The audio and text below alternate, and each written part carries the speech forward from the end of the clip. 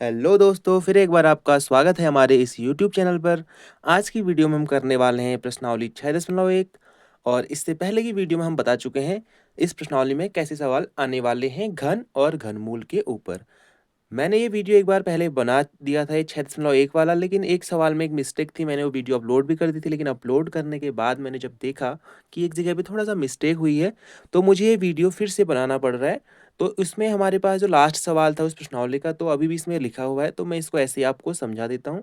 तो इसमें पहला सवाल है चौथा सवाल जो था इसमें कि एक परीक्षित एक लड़का था, उसके पास एक घनाभ था, ठीक है? एक घनाभ हमने बना दिया है।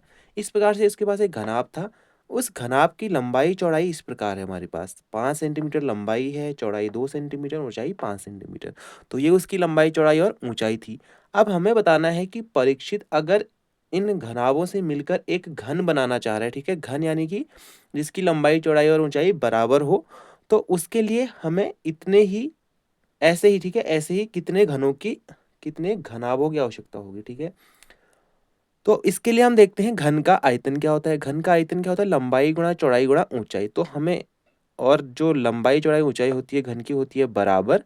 तो अगर हम बराबर मान के चलें तो ए लिख लेते हैं हम। अगर लंबाई तो लंबाई चौड़ाई ऊंचाई तीनों क्या हो जाएंगी? ए ए ए। तो तीनों को गुणा करेंगे, ए गुणा ए गुणा ए। तो अब हमें इनको भी इसी प्रकार के इसी रूप में लेके आना है, ठीक है? तीन तीन का, ताकि जोड़ा बन जाए। तो हमारे पास क्या है यहाँ पे? इस प्रकार से हमें दिया हुआ है, ठीक है? ये है घनाभ का आयतन हमारे पास, ठीक है? ये क्या है? घनाभ। घनाभ का आयतन है, ये घनाभ का आयतन है। अब हमें इसको पाँच पाँच का जोड़ा बना, पाँच के तीन बनाने हैं यहाँ पे और दो का भी तीन का जोड़ा बनाना है। तो हमें पाँच तो हमारे पास दो हैं, ठीक है? पाँच दो हैं, तो हमें एक पाँच और चाहिए, तो हमने इसको ब्रैकेट में लिख लिया है। दो हमारे पास एक है, लेकिन हमारे दो और दो चाहिए, तो ये फिर इस प्रकार से हमने इसको ब्रैकेट में दो और दो लिख लिया है। तो हमारा जो आंसर है, जो ब्रैकेट वाली संख्याएं हैं, पाँच, दो और दो, इनका गुणनफल होगा। तो पाँच गुणा दो बराबर 20। तो आप लिखेंगे कि हमें 20 घनाभों की आवश्यकता होगी। हमें नहीं, परीक्षित को हो, ठीक है? 20 घनाभों की आवश्यकता होगी।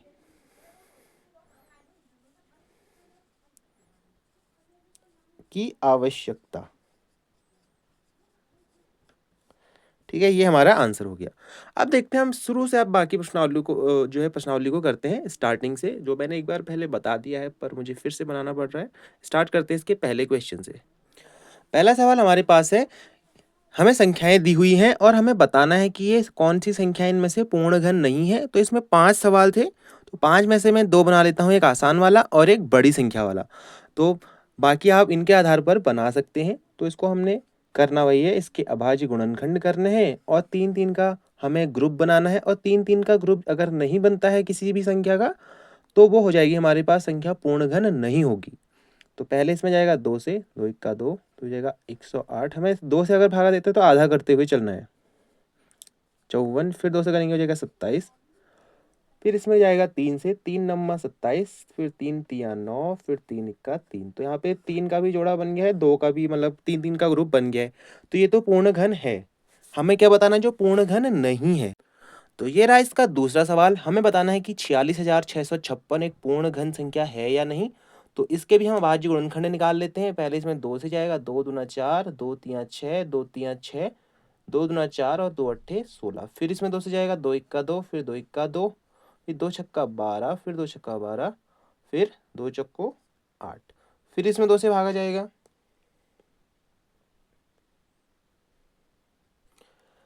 दो पंचे 10, दो अट्ठे 16, दो तिया छः, दो दूना चार। फिर दो से करेंगे, दो दूना चार, दो नम्मा 18, दो इक्का दो, दो छक्का 12। फिर दो से करेंगे, दो इक्का दो, दो चक्को 8, दो पंचे 10 और दो अट्ठे 16। फिर दो से करेंगे, ये जाएगा दो सत्ते 14, दो दूना चार, दो नम्मा 18। फिर इसमें जाएगा तीन से, तीन का तीन दूना छः, तीन चक्को 12, तीन तिया 9। फिर तीन से, तीन अट्ठा 24, तीन इक्का 3। फिर यहाँ से कर लेते हैं इसको 81, थोड़ा ऊपर कर लेते हैं इसको 81। फिर तीन से करेंगे, ये हो जाएगा तीन दूना छः, तीन सत्ते 21। फिर 3 से करेंगे 3 नम्मा 27, फिर 3 से करेंगे 3 तिया 9, फिर 3 से करेंगे 1। तो आप देखना है हमें 2 का तो ये वाला जोड़ा बन रहा है 3 3 का, ये भी 3 3 का बन रहा है और ये भी 3 3 का बन रहा है और ये वाला भी बन रहा है 3 का। तो ये क्या है, एक पूर्ण घन संख्या है, लेकिन हमें बताना है जो नहीं है। तो ये भी एक पूर्ण घन संख्या हो गई। चलो अब हम एक संख्या ले लेते हैं जो पूर्ण घन नहीं है। तो इसका चौथा सवाल है हमारे पास पहले का, वो है 100। तो 100 को करके देखेंगे, अगर हम यहाँ पे 100 लिखेंगे और इसके अभाज्य गुणनखंड करेंगे तो 2 से किया तो आया 50, फिर 2 से किया तो आया 25, फिर 2 से नहीं जाएगा, अब जाएगा इसमें 5 से, 5 पचे 25 और 5 इक्का 5। तो यहाँ पे देखिए 2 भी हमारे पास 2 ही है और 5 भी 2 ही है। हमें चाहिए कितने थे, 3 3 का ग्रुप बनना था, लेकिन ये नहीं बन रहा है। तो ये एक पूर्ण घन संख्या नहीं है, तो हमने नहीं वालों को खोजना है। तो एक इसका आंसर ये हो गया है। अब हम चलते हैं इसके दूसरे सवाल पे। इसमें जो 2 सवाल और बचे हैं उनको आप इसी के आधार पे बना के कोशिश करेंगे। तो ये रहा हमारे पास इसका दूसरा सवाल। इस सवाल में हमें बताना है, जैसे मैं पिछली वीडियो में बता चुका हूँ, कि किसी संख्या को हम किस छोटी संख्या से गुणा करें ताकि वो एक पूर्ण घन संख्या बन जाए। तो इसको बनाने का तरीका मैं बता चुका हूँ आपको। किसी भी संख्या, अगर कोई भी संख्या दी है तो उसका पहले हमें अभाज्य गुणनखंड करना है। तो इसमें 2 से भागा तो नहीं जाएगा, 3 से जा रहा है इसमें। 3 अट्ठा 24, 3 इक्का 3, फिर 3 से जा रहा है, हो रहा है यहाँ पे 3 दूना 6, 3 सत्ते 21, फिर 3 से 3 नम्मा 27, फिर 3 से 3 तिया 9, फिर 3 से 3 इक्का 3। तो यहाँ पे आप देख सकते हैं कि 3 का तो ये वाला बन रहा है 3 3 का ग्रुप, लेकिन ये 3 के लिए क्या है, एक 3 कम हो रहा है। तो जो कम हो रहा है वही हमारा आंसर है। तो आंसर कितना हो जाएगा हमारे पास, 3।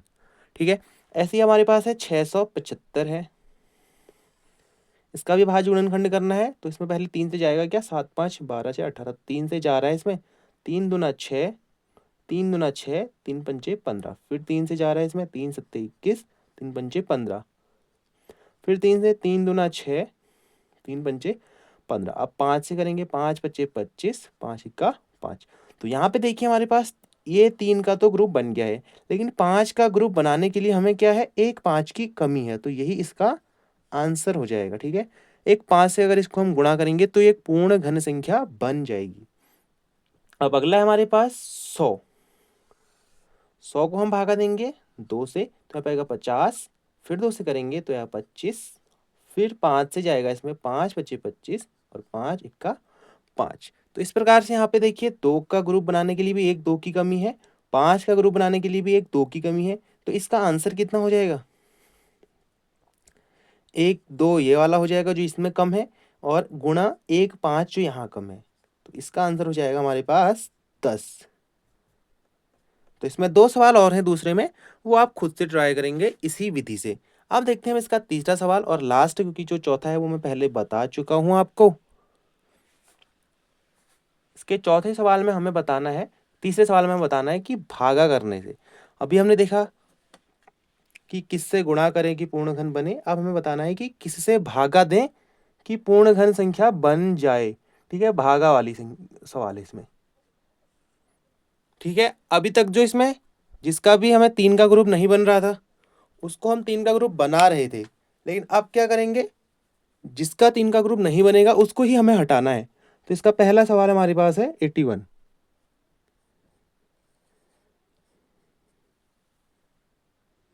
तो 81 का हमने बताना है, तो इसको हम, इसका भी सिंपल क्या करेंगे, अभाज्य गुणनखंड करेंगे। तो 2 से तो जाएगा नहीं, 3 से ही जाएगा इसमें। 3 दूना 6, 3 सत्ते 21, 3 नम्मा 27, 3 तिया 9, 3 इक्का 3। तो यहाँ पे 3 का ग्रुप बन रहा है, जो एक्स्ट्रा है वही हमारा आंसर है। तो एक्स्ट्रा क्या है इसमें, 3, जिसका 3 का ग्रुप नहीं बन रहा है। अगला हमारे पास है इसमें, इसका दूसरा सवाल है हमारे पास 256, नहीं 128। 256 तो दूसरे का सवाल है, 128। तो 128 का भी हमने क्या करना है, अभाज्य गुणनखंड करना है। तो 2 से करेंगे आएगा 6, 2 चक्को 8, फिर 2 से करेंगे तो आएगा 32, फिर 2 से करेंगे तो आएगा 16, फिर 2 से करेंगे तो आएगा 8, फिर 2 से करेंगे तो आएगा 4, फिर 2 से करेंगे आएगा तो 2, फिर 2 से करेंगे तो 1। तो यहाँ पे फिर 3 3 का ग्रुप बनाना है। एक्स्ट्रा क्या बच रहा है हमारे पास 2, तो इसका आंसर क्या हो जाएगा 2। एक और कर लेते हैं, बाकी आप खुद से ट्राई करेंगे। इसका आप कर लेते हैं हम एक बड़ा सवाल जो इसमें है 704। तो 704 का हम ट्राई करेंगे इस प्रकार से। 2 तिया 6, भागा ही देना है आपको। 2 तिया 6, फिर एक बचेगा 2 पंचे 10, 2 दूना 4, फिर 2 से करेंगे। 2 इक्का 2, 2 सत्ते 14, 2 छक्का 12, फिर 2 से करेंगे। 2 अट्ठे 16, 2 अट्ठे 16, फिर 2 से। 2 चक्को 8, 2 चक्को 8, 2 से 2 दूना 4, 2 दूना 4, फिर 2 से 11, तो फिर 11 से करेंगे 1, तो 1 तक ही करना होता है हमें इसे। तो अब 3 का 3 3 का ग्रुप बनाइए, ये 3 3 का एक्स्ट्रा क्या है 11, तो 11 क्या है इसका आंसर। तो ये थे हमारे पास प्रश्नावली 6.1 के सवाल। इसमें भी 2 सवाल बचे हुए हैं, उनको आप खुद से ट्राई करेंगे। ये वीडियो मैं एक बार पहले बना चुका हूँ, तो इसमें थोड़ा सा मेरा एफर्ट थोड़ा सा कम रहा हो, तो उसके लिए मुझे माफ़ करना। बाकी हमारे चैनल को सब्सक्राइब करें, शेयर करें, अपने दोस्तों से अधिक इसको शेयर करें। और अगर आपके आसपास कोई 8th में पढ़ने वाला बच्चा हो तो उसको उस तक ये वीडियो ज़रूर से पहुँचाएँ। धन्यवाद।